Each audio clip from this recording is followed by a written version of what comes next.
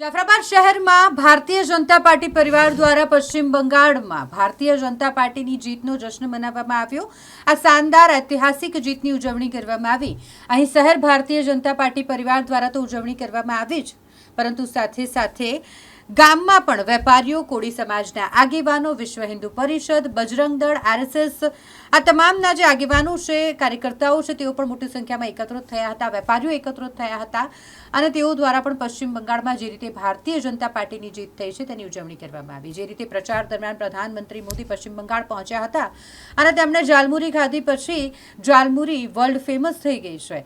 એ જ જાલમુરી ખાઈ, ચાટ ખાઈ, એકબીજાને મીઠાઈ ખવડાવી અને જાફરાબાદમાં પણ ભારતીય જનતા પાર્ટી દ્વારા જીતનો જશ્ન મનાવવામાં આવ્યો। ફટાકડા ફોડી આતિશબાજી કરી ઉજવણી કરવામાં આવી।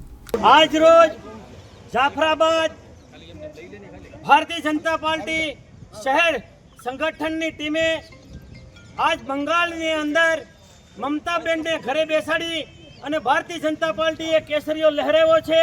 એની ખુશીમાં જાફરાબાદના વેપારી એસોસિએશનના પ્રમુખ હર્ષદભાઈ, જયેશભાઈ, અમારા ભાજપના જે મહા ગુરુ કહેવાય જાફરાબાદના એવા જીવનભાઈ, શરમણભાઈ, અમારા પ્રમુખ શ્રી સનીભાઈ, વિશ્વ હિન્દુ પરિષદના અમારા કમલેશભાઈ, અન્ય એના કાર્યકરો, ભારતીય જનતા પાર્ટીના નામથી ઓળખાતા એવા રમેશ ભાજપ, ભરતુ બાપુ, અમારા બિપિનભાઈ, તમામ સમાજના આગેવાનો અહીંયા આજ ખુશાલી મનાવી રહ્યા છે।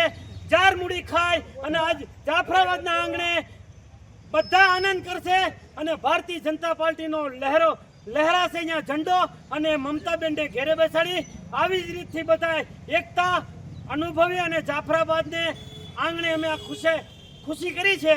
એ બદલ અમે ભારતીય જનતા પાર્ટી વતી બધાનો આભાર માનીએ છીએ। જય હિન્દ, જય ભારત, ભારત માતા કી જય, ભારત માતા કી જય, વંદે માતરમ, વંદે માતરમ।